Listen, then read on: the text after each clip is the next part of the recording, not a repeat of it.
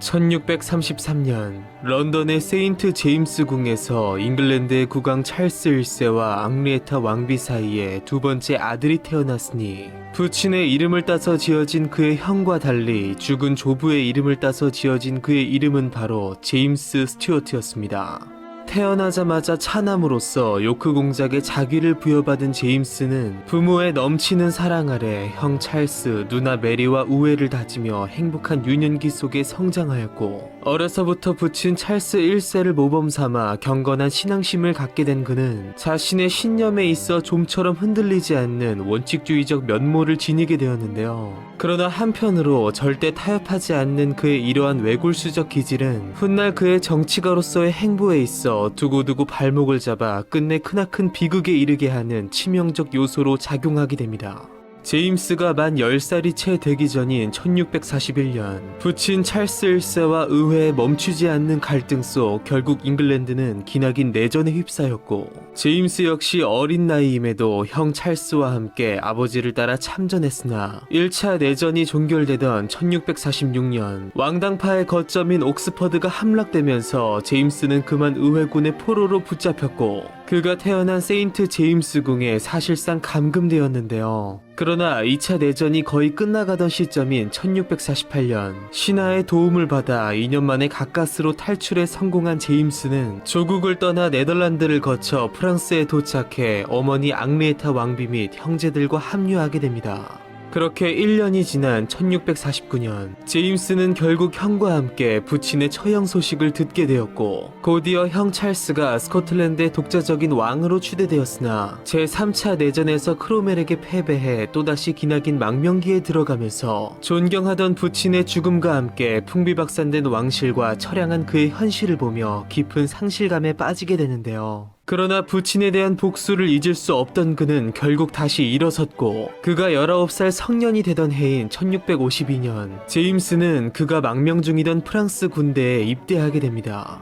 여기서 뜻밖의 행운으로 당대의 저명함은 물론 프랑스의 역사에서도 손꼽히는 명장인 튀렌 장군의 마카에서 그는 훗날 왕으로서의 치세보다 훨씬 더 길고 명예롭게 남을 군인으로서의 삶을 시작하게 되었는데요. 그는 당시 스페인과 전쟁 중이던 프랑스의 크고 작은 전투에 참가해 용맹과 뛰어난 능력을 발휘해 수차례 공을 세움으로써 튀렌의 극찬을 받은 것은 물론 뛰어난 군인이자 지도자로서의 자질을 당당히 인정받게 됩니다. 그러나 이후 그의 형 찰스가 크로멜과 동맹을 맺은 프랑스를 견제하기 위해 스페인과 동맹을 체결하자 프랑스군에서 사실상 쫓겨나게 된 제임스는 형의 권유로 마지못해 재차 스페인군에 입대함으로써 크로멜의 영국군 및 프랑스 연합군과 영국의 망명 왕당파 및 스페인의 연합군 사이에서 벌어진 뒷 전투에 참가해 또다시 큰 활약을 펼치기도 했습니다. 한편 전쟁이 끝나기 무섭게 영원한 권세를 누릴 것 같던 희대의 권력자 올리버 크로멜이 마침내 사망했고, 2년 뒤 왕정 복구가 이루어짐에 따라 찰스 2세로 등극한 형과 더불어 명예롭게 조국으로 귀환하여 요크 공작의 자귀를 회복한 제임스는 형 찰스 2세를 도와 복구 왕정의 국정 운영에 적극적으로 참여하게 됩니다.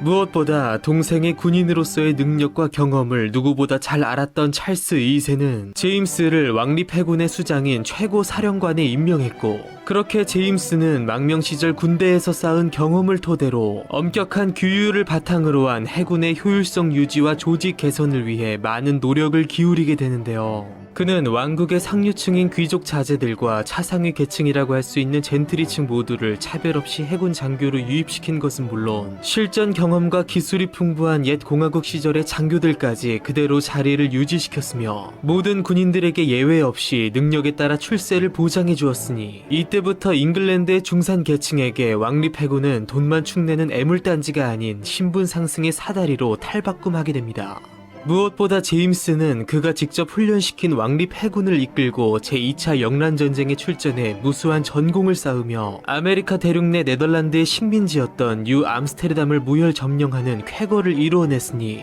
네덜란드의 최대 도시인 암스테르담의 이름을 따서 명명된 뉴 암스테르담을 이제 영국이 뺏어온 만큼 요크 공작이었던 사령관 제임스의 자귀를 따서 새롭게 명명한 이 도시의 이름은 바로 뉴요크, 즉 뉴욕으로서 이후 영국의 향료 무역의 거점지를 거쳐 훗날 아메리카 대륙을 차지하여 세계 최강의 대국으로 성장한 미국의 최대 도시가 된 이 뉴욕은 현재 세계 경제의 가장 중요한 역할을 담당하는 금융과 문화의 중심지로서 일명 세계의 수도로 불리게 됩니다.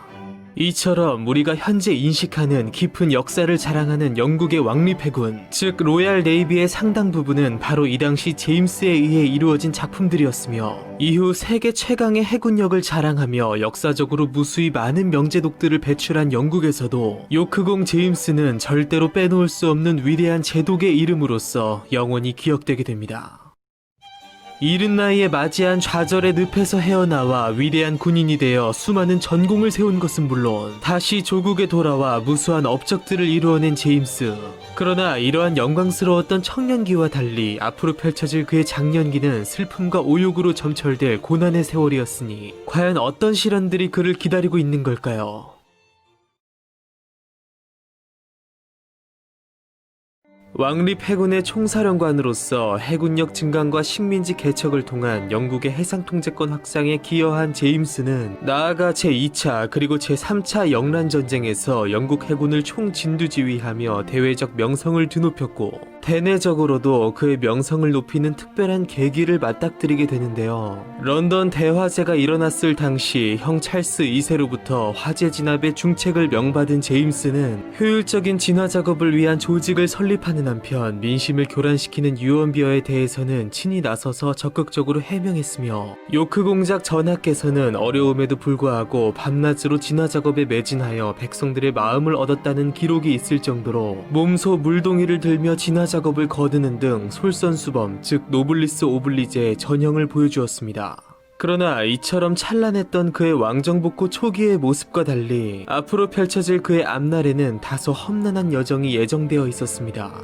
부친 찰스 1세를 닮아 어릴 적부터 종교에 열정적이었던 제임스는 명목상 국교의 신자가 되었으나 카톨릭이었던 모친의 영향으로 친카톨릭적 성향을 갖게 되었고 내전 당시 카톨릭 국가인 프랑스와 스페인에 머물면서 카톨릭 문화에 더욱 친숙해진 것을 넘어 아예 완전히 동화되어 카톨릭에 자연스레 귀의하게 되었으며 왕정복고 이후에는 아예 완전한 개종을 감행하였는데요. 그러나 왕위 계승 서열 2위로서 차기 국교회의 수장인 그의 카톨릭 개종 문제는 의회로부터 상당한 비판을 받게 되었고 이후 찰스 2세가 감행한 도범이력과 종교 관용령에 대한 반발로 모든 공직자가 국교회에 충성을 서약해야 함을 규정한 심사법을 의회가 통과시키자 강직한 신앙인으로서 타협을 용납하지 않았던 그는 국교회 헌신 서약을 거부한 채 해군 총사령관직을 비롯해 그가 맡고 있던 모든 관직을 내려놓고 국정에서 완전히 물러난 것은 물론 같은 해 수녀가 되려 했을 정도로 독실한 카톨릭 신자인 메리 모데나와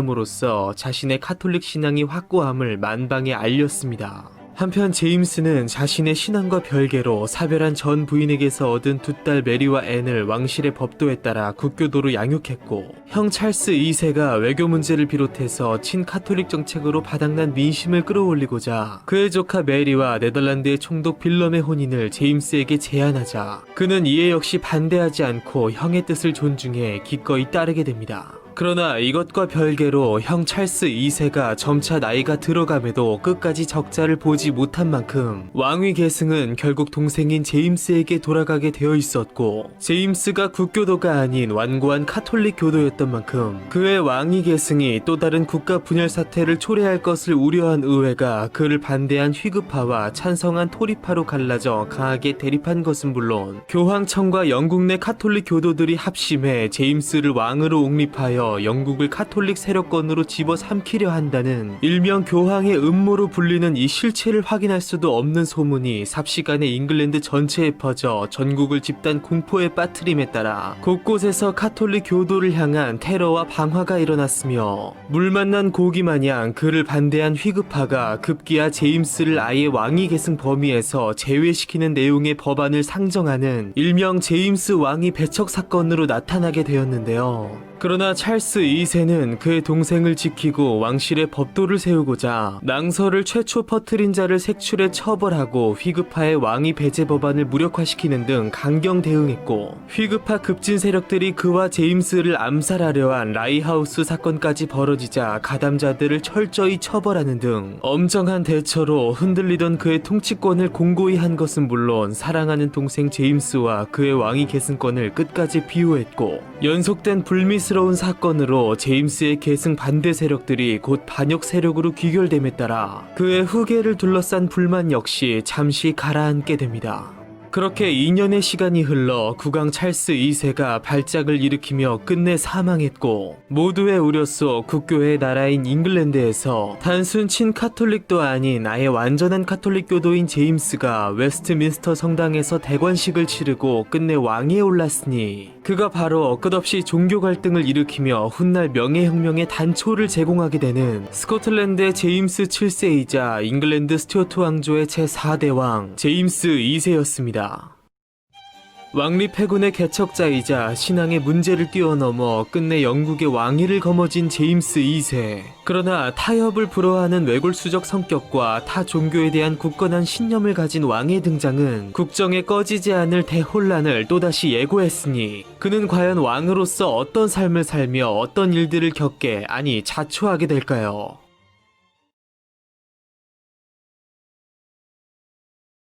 어린 혹은 젊은 나이에 즉위한 선대 왕들에 비해 51살의 많은 나이에 즉위한 늙은 왕이었으나, 뛰어난 군인이자 왕실의 최측근으로서 이미 지난 수십 년 동안 국정을 수행해온 그였기에 정치가로서 제임스 2세의 역량은 이미 검증된 것이었다고 할 수 있었습니다. 더불어 즉위에 앞서 이미 2차례 큰 진통을 겪은 그였던 만큼 그의 재위 초기는 비교적 큰 소란 없이 순조롭게 이루어지는 듯 보였으나, 즉위 2달 만에 제임스 2세는 곧바로 큰 위기를 맞게 되었으니, 2년 전 라이하우스 사건에 연루되어 네덜란드로 추방당해 있던 선왕의 제1서자 몬모스공 제임스가 그의 삼촌인 제임스 2세의 카톨릭 신앙을 문제 삼으며 영국의 프로테스탄트 전통을 무너뜨릴 수 없다는 것을 대의 명분으로 내세워 잉글랜드 남서부를 거점으로 대규모 반란을 일으켰고, 같은 시기 북쪽의 스코틀랜드에서는 아가일 백작 아치볼드 캠벨이 몬모스와 뜻을 같이해 역시 반란을 일으킨 것이었는데요. 그러나 다소 충동적이었던 이들의 반란은 한 달 만에 급속도로 진압되었고, 반역 사태를 좌시할 수 없던 제임스 2세는 5조각으로 잘려나간 몬모스를 비롯해서 아가일 백작 등 또 다른 반란의 주체들을 참수시킨 것은 물론, 참수당한 병사 200여 명의 머리를 길가에 걸어놓아 본보기를 보이기도 했습니다.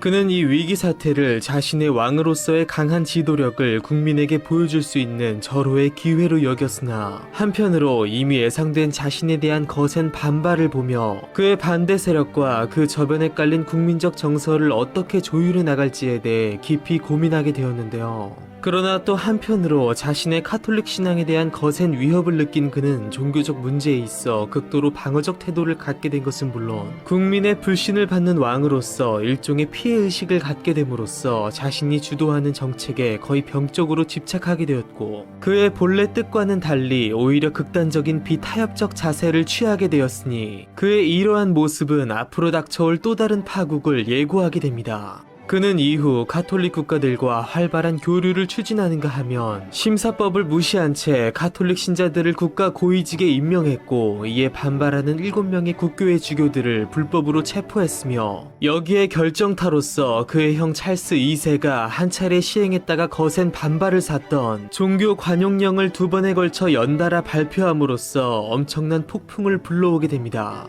사실 그는 가톨릭을 국교로 삼아 타 종교를 피로 탄압했던 메리 1세와 달리 단지 가톨릭 역시 합법적으로 잉글랜드 땅에서 존속되기를 원했고, 그의 사촌인 프랑스의 왕 루이 14세의 낭트 칙령 폐지와 위그노 탄압을 비판하며 잉글랜드 역시 국교회만을 강요할 것이 아닌 더불어 가톨릭으로의 회귀 또한 아닌 단지 모든 종파를 위한 종교적 관용을 원한 것이었는데요. 그렇기에 그는 카톨릭을 포함 비국교파 프로테스탄트는 물론 유대교, 심지어 이슬람교까지 그들의 예배 참석을 허락했고, 심지어 비종교인들까지 그들의 신념의 자유를 보장했으니, 이것을 현재의 관점으로 본다면 개인의 종교적 신념을 포용함으로써 시민의 기본권을 보장한 매우 진보적 법령으로 볼 수 있겠으나, 당시 국교회 및 청교도의 입장에서는 그간 숨어 지내던 카톨릭 세력들이 활개치고 다닐 발판을 왕이 몸소 마련해준 것이었으니, 제임스 2세에 대해 일말의 희망을 갖고 있던 국교의 성직자 및 신자들은 당연 아연실색했고, 이 종교 관용령을 기점으로 극렬한 집단적 반발을 일으킨 것은 물론 국왕으로부터 완전히 돌아서게 됩니다.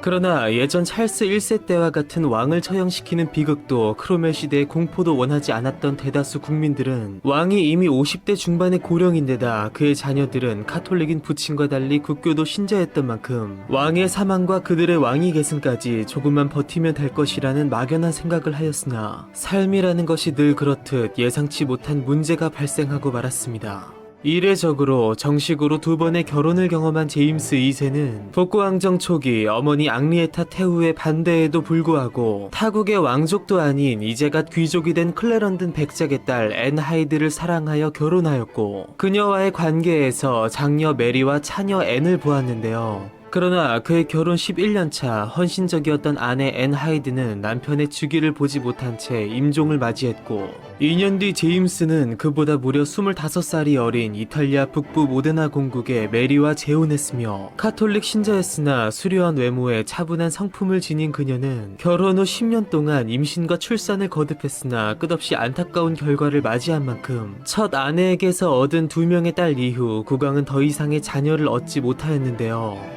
그렇게 다시 제임스 2세의 혼란스러운 국정으로 돌아와 종교 관용령으로 나라 전체가 어수선한 상태에서 늙은 카톨릭 왕의 사망과 그의 딸들을 통한 프로테스탄트 군주의 통치라는 의회의 간절한 염원과 달리 아무도 예상하지 못한 일이 벌어지고 말았으니, 실패의 늪을 뛰어넘어 메리 왕비가 그만 늦둥이 아들을 낳고 만 것이었습니다.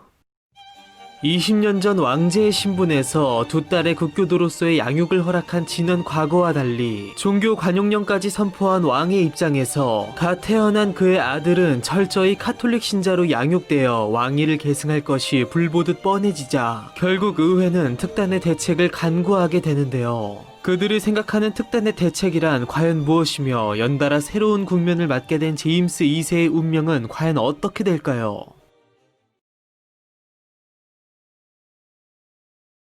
시간이 모든 것을 해결해 줄 것이라 믿었던 의회는 뜻밖의 상황을 맞닥뜨리자 결국 자신들 스스로만이 문제를 해결할 수 있음을 깨닫고 있던 차, 의회의 반발을 의식한 듯 제임스 2세가 섬나라인 잉글랜드에 상비 육군을 양성하려는 움직임을 보이면서 청교도가 주류였던 휘그파뿐만 아니라 제임스 2세의 왕위 계승을 옹호했던 토리파까지 국가 전체의 카톨릭화 및 전제화 움직임의 위협을 느끼고 가담해 비밀 논의를 거쳐 특단의 대책을 내놓았고 즉각적으로 행동을 개시했으니, 그것은 바로 개신교 국가인 네덜란드에 시집가 있던 메리 공주와 그의 남편인 네덜란드의 총독 빌럼 3세를 잉글랜드의 자유와 프로테스탄트 수호를 명분으로 비밀리에 국내로 끌어들이는 것이었습니다. 그렇게 수차례에 걸쳐 메리 부부에게 비밀 서신을 전달한 의회는 국사와 관련된 조언을 원한다는 구실로 사실상 군사 지원을 요청했고, 무려 3차례의 영란 전쟁을 겪으며 오랜 시간 적대 관계로 지낸 양국이었으나 같은 신교국인 네덜란드의 입장에서 역시 잉글랜드 내 카톨릭 융성은 경계해야 할 일이었고, 애초 빌럼 3세가 제임스 2세의 외조카로서 잉글랜드의 왕위 계승권자 중 한 명이었던 데다 잉글랜드와 동군연합을 이룸으로써 그들의 세력권을 확장할 중요한 기회였던 만큼 빌럼 3세는 이 요청에 응하기로 결심했고, 남편에게 순종적이었던 메리 역시 아버지에게 맞선다는 큰 부담감을 안은 채 그의 결정에 따르게 됩니다. 그렇게 빌럼은 철저한 계획하에 네덜란드의 대규모 정예병력을 이끌고 잉글랜드 토베이만에 상륙했고, 한편 늦둥이 아들의 탄생을 한창 기뻐하고 있던 차에 딸과 사위가 자신을 치료한다는 소식을 듣고 경악을 금치 못한 제임스 2세는 사촌 루이 14세로부터 군사 원조를 제안받았으나 험악해질 민심을 우려하여 거절한 채 본래 스스로가 뛰어난 군인이었던 만큼 직접 군을 이끌고 이들에 맞서려 했으나 그로서는 전혀 예상치 못한 동안 기상천외한 일이 벌어지고 말았으니 둘째 딸 앤과 그의 신복들을 비롯해서 대부분 신교도로 구성된 군의 주요 지휘관 및 병사들이 왕인 그를 버리고 빌럼에게 투항해 버린 것이었습니다. 그렇게 믿을 수 없는 광경을 지켜보며 자식들로부터 배신당했음은 물론 민심이 자신을 완전히 떠나버린 것을 깨달은 제임스 2세는 정신적 충격 속에 신체적 이상까지 나타나면서 그를 급격히 무너뜨렸고 주여 저를 불쌍히 여기소서 자식들마저 저를 버렸나이다 라는 말을 남기고는 아직 싸워볼 수 있는 병력이 남아있었음에도 모든 것을 포기한 채 프랑스로 도피하게 됩니다. 한편 이 탈출 과정에서 그는 치명적 실수를 저지름으로써 아직 남아있던 일말의 희망을 그 스스로 저버리고 말았으니 바로 국왕의 옥새를 템스강으로 던져버리고 만 것인데요. 이 치명적 행위로서 그는 스스로 왕권을 내던져버린 자격 없는 왕으로 전락하였고 반대로 의회는 그를 폐위시킬 훌륭한 명분을 얻게 됩니다. 그렇게 제임스 2세가 스스로 전쟁을 포기함으로써 장인과 부친을 내쫓은 빌럼과 메리는 런던에 무혈 입성하였고 이듬해 초 그간 폭정을 휘두르며 국민을 공포로 몰아넣은 것은 물론 자신의 의무를 저버린 국왕 제임스 2세를 의회는 공식적으로 폐위시켰고 이어서 왕의 권한을 축소시키고 자신들의 권한을 강화하는 한편 카톨릭교도의 왕위 계승을 금지하는 새로운 법률을 연달아 제정한 뒤 이를 승인한 메리와 빌럼 부부에게 공동왕위를 부여했으니 이들이 바로 메리 2세 그리고 윌리엄 3세였습니다. 한편 메리 왕비와 갓 태어난 아들 제임스를 데리고 프랑스로 도피한 제임스 2세는 종교 문제로 쫓겨온 그의 사촌형을 가톨릭의 순교자로서 가엾게 여긴 루이 14세의 보살핌 속 영국의 정식 군주로 인정받음과 동시에 프랑스의 소위 망명 정부를 세웠고 자신을 배신한 두 딸과 사위에 대한 괘씸함 더불어 나라의 안녕을 위해 노력해온 자신을 신하인 의회가 함부로 폐위시킨 것을 도저히 받아들일 수 없던 그는 프랑스의 도움 속에 그의 폐위를 인정하지 않고 여전히 그를 군주로서 떠받드는 아일랜드와 스코틀랜드의 일부 세력과 연합해 재기할 기회를 노리게 되는데요. 특히 동군연합도 아닌 일방적 식민 지배를 당해온 것은 물론 그들의 입맛대로 자신들을 유린해온 잉글랜드 의회를 불신한 아일랜드는 합법적 왕을 몰아낸 타국의 신교도 윌리엄과 메리를 받아들이지 않고 친카톨릭적이었던 찰스 2세를 넘어 완전한 카톨릭교도로서 종교의 관용을 선포한 선왕을 가장 적극적으로 지지해온 만큼 아일랜드와 가장 활발히 연락을 취한 제임스 2세는 그의 딸과 사위가 새로운 왕에 즉위한 지 불과 한 달 만인 1689년 3월 새로운 혁명을 꿈꾸며 아일랜드 킨세일에 상륙하게 됩니다. 아들의 탄생이라는 행복도 잠시 곧이어 딸과 사위의 배신 속 그의 아버지처럼 또 다른 혁명의 희생양이 되어 모든 것을 잃은 제임스 2세. 그러나 그의 사촌 루이 14세의 적극적인 도움 속 그를 따르는 충성스러운 무리들이 아직 남아있었으니 그들의 도움 속 그는 과연 재기에 성공할 수 있을까요? 1689년 더블린에서 소집된 의회는 제임스 2세를 그들의 독자적인 왕으로 인정하였고 윌리엄 3세가 이를 반역행위로 규정함에 따라 1년 전 이루어진 무혈혁명은 아직 흘리지 않은 그들의 피를 새롭게 요구하게 됩니다. 그로부터 1년 반이 지난 1690년 윌리엄 3세는 삼촌이자 장인을 치고자 잉글랜드 네덜란드 연합군대를 이끌고 더블린 북쪽 보인강 연안에 도달했고 제임스 2세 역시 아일랜드 프랑스 연합군을 이끌고 그를 배신한 조카이자 사위를 친히 맞이하였는데요. 단 윌리엄의 군대가 수적인 우세를 차지했음은 물론 네덜란드의 청이군이 더해진 정예 병력이었던 반면 제임스의 군대는 갓 소집된 오합지졸이었던 데다 이미 노쇠한 그가 예전만큼의 군사적 능력을 발휘하지 못한 만큼 아일랜드 프랑스 연합군은 결국 대패하고 말았고 그는 결국 모든 것을 버리고 다시 프랑스로 도망쳤으며 윌리엄이 아일랜드에 대한 재정복을 완수한 반면 제임스는 다시는 영국 땅을 밟지 못하게 됩니다.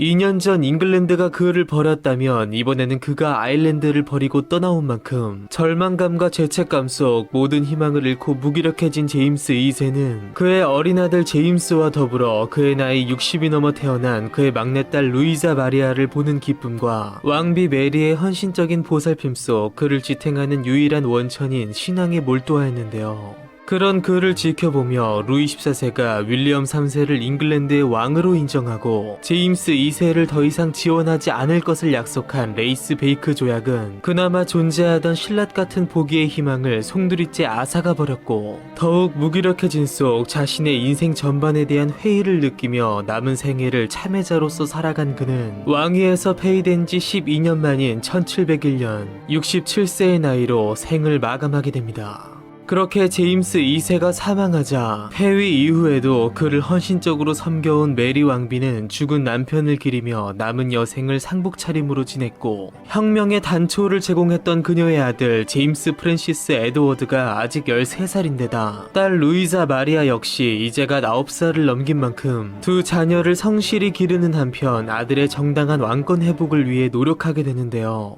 실제로 아들 제임스 에드워드 역시 죽는 순간까지 잉글랜드의 왕위를 주장한 제임스 2세의 아들로서 자신 역시 합법적인 후계자라 생각한 만큼 부친의 뒤를 이어 잉글랜드의 왕위를 되찾을 것을 천명하였고, 루이 14세 역시 새로운 희망을 품고 잉글랜드와의 지난 약속을 깨는 한편 그의 오촌 조카가 잉글랜드의 새로운 왕 제임스 3세임을 선포했는데요. 실제로 지난 혁명과 제임스 2세의 폐위는 철저히 잉글랜드 의회의 주도로 이루어진 일이었고, 단지 동군연합으로 얽혀있던 스코틀랜드 그리고 아일랜드는 지난 청교도 혁명에 이어 자신의 왕을 멋대로 갈아치운 이 행위를 끝까지 받아들일 수 없던 만큼 계속해서 반란을 일으키며 잉글랜드에 저항했고, 그들의 구심점이 된 제임스 에드워드는 거기에 자신의 이복 누나인 앤 여왕의 사망으로 스튜어트 왕조의 대가 끊기자 더욱 당당히 자신의 왕위를 요구하게 되었는데요. 그러나 그가 끝까지 자신의 아버지처럼 가톨릭 신앙을 포기하지 않은 만큼 의회는 그를 받아들일 수 없었기에 왕위 계승권은 끝내 반개인 하노버가에게 돌아갔고, 제임스를 비롯해서 그를 따르는 반혁명 세력들은 이것을 받아들이지 못하고 일제히 저항했으니 이들이 바로 제임스의 라틴어 이름인 야코부스의 추종자를 뜻하는 아이트가부터 파생된 자코바이트, 즉 스튜어트 왕조의 복위를 주장한 정치 세력이었습니다.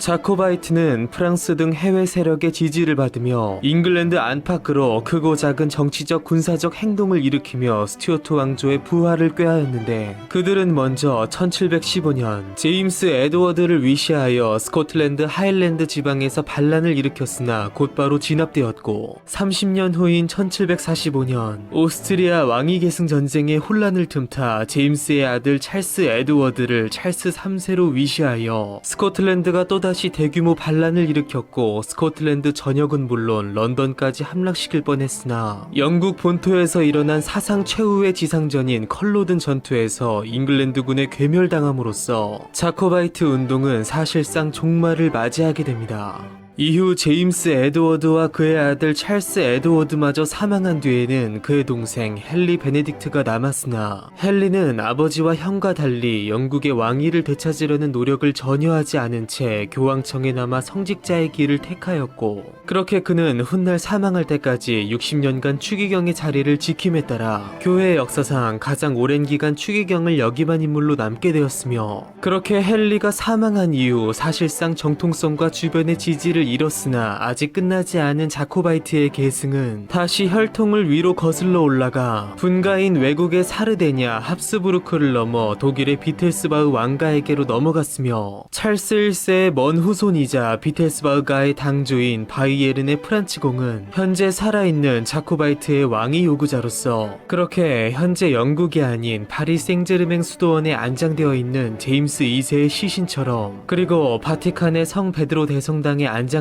있는 그의 아들과 두 손자의 시신처럼 아직까지 고국에 돌아가지 못하고 산천을 배회하고 있는 자코바이트의 역사, 즉 죽어서도 살아있는 제임스 2세의 역사는 지금도 계속되고 있습니다. 찰스 1세의 차남으로 태어나 어릴 적 맞이한 비극적 내전 속 위대한 군인으로 성장하여 신앙의 문제로 인한 난관 속 끝내 영국의 왕위를 거머쥐었으나, 끝내 사랑하는 모두로부터 버림받은 왕의 영광과 슬픔의 이야기는 바로 여기에서 끝을 맺으며 이제 이야기는 그의 조카 윌리엄 3세에게로 이어집니다.